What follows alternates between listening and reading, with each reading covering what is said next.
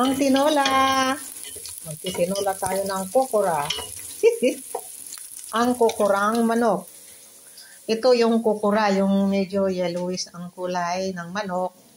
Tapos, lalagyan natin ng papaya.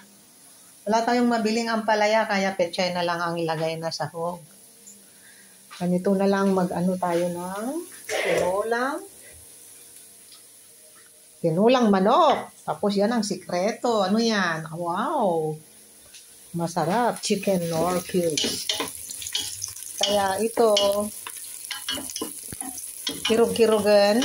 Kinirog sa amin ay ginigisa muna yung sibuyas, bawang at luya.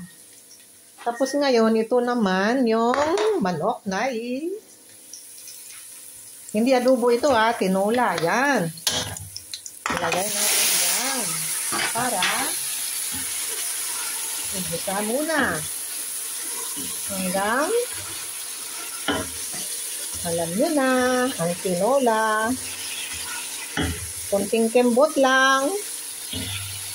Tapos, sahugan natin ng papaya. Ngayon, ang papaya ay kailangan giit-giitin, balatan, hugasan muna bago isahog sa tinolang manok.